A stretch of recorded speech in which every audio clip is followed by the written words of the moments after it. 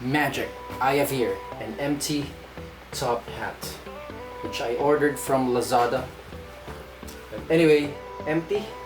Wave my hand. Watch closely. Just concentrate.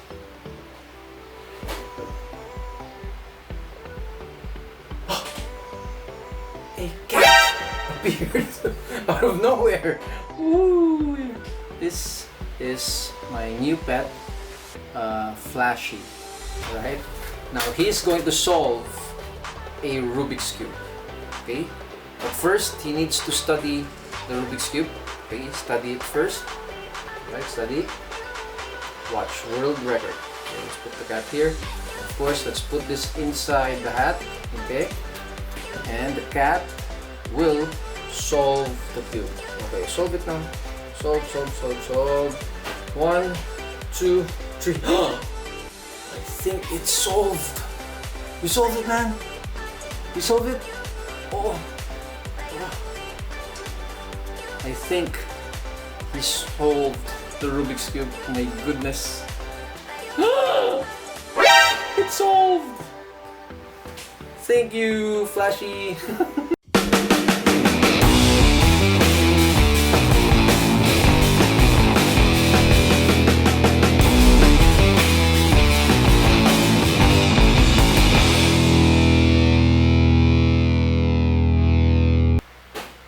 Hey guys, welcome back to another video. This is Reuben Lardizabal. If you're new here and you like magic, do consider subscribing me down below and press the bell button for the notifications for more of my latest magic videos. So in today's video, I'm going to be reacting on Shawn Farquhar on Penn and Teller Fool. He actually fooled Penn and Teller twice.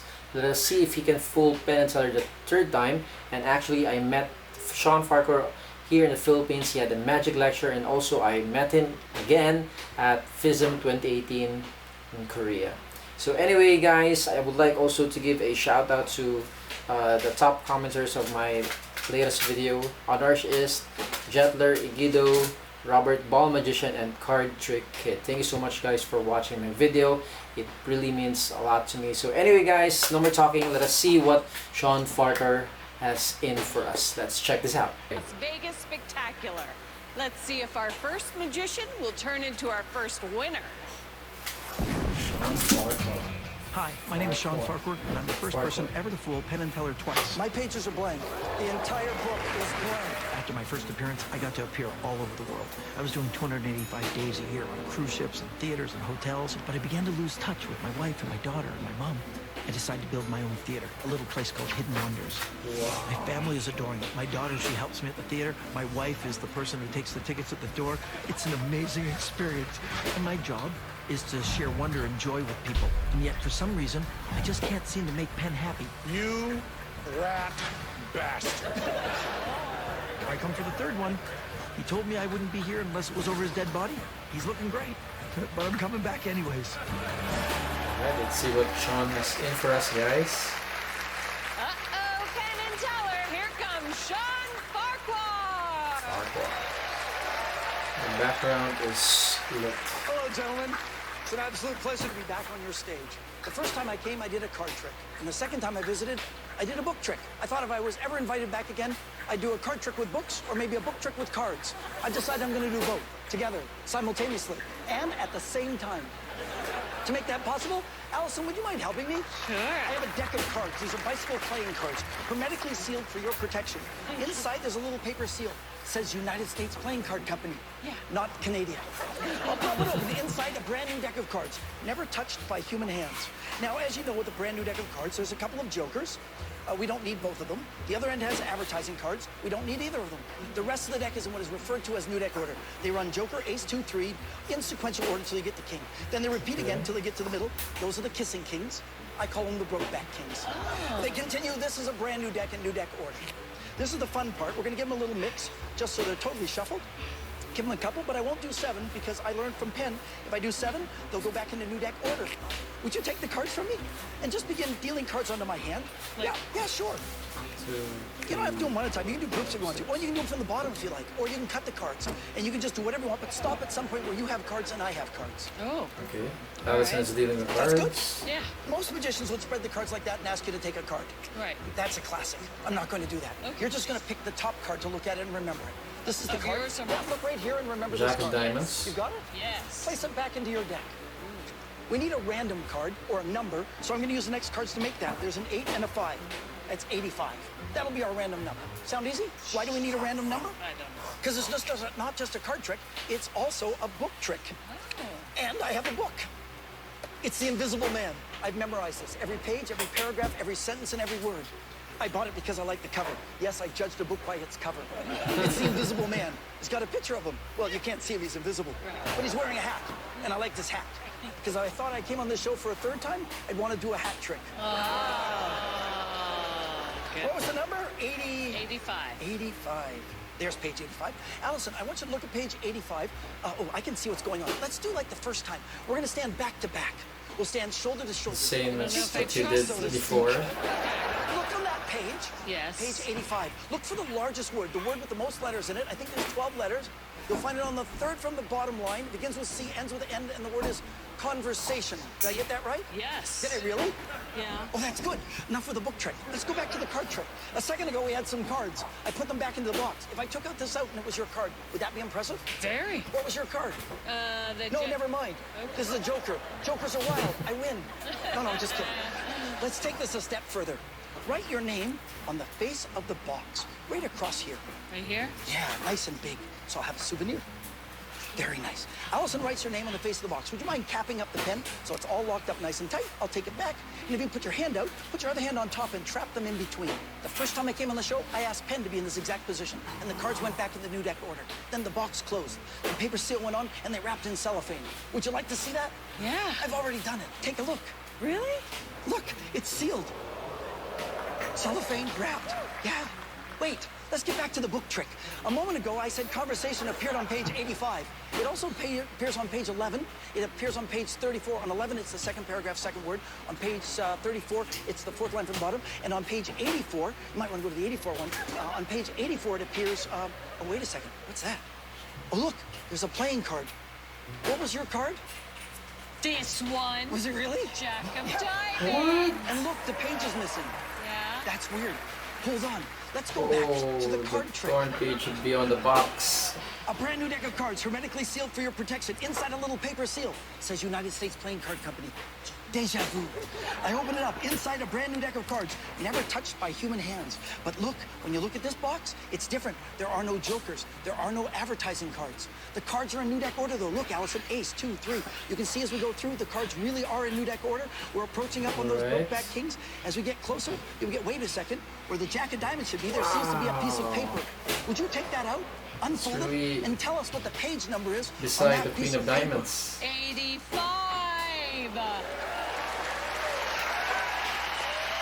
Nice. It's my job. Shawn Farquhar, everyone. Wow. That's amazing. So I'm gonna pause this for a while. Anyway, guys, if you have any ideas what is happening right here, comment down below. And I think that I'm gonna explain it after the performance or after the judging of Penn and Teller.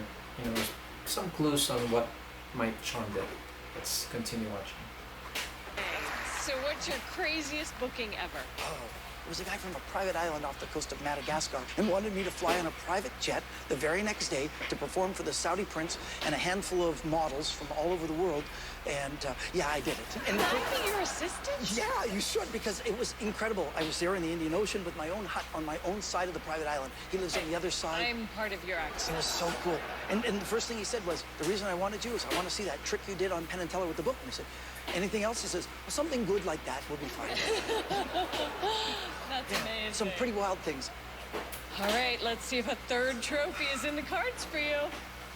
Hi, guys. Hey, Shawn. Yes. Hi. You know, I'm reminded of the old expression, fool me once, shame on you.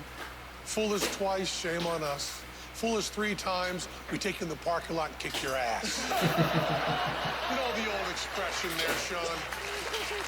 First of all, before we make any jokes or anything, you're just such a wonderful performer. Thank you. Your tricks are always wonderful. They're always full of joy, always smooth, always clean. All your moves are just great. Now, let's get to busting your Let's ass. see what Penn has. You did Has to something say. really gutsy that people who fooled us before never dared to do.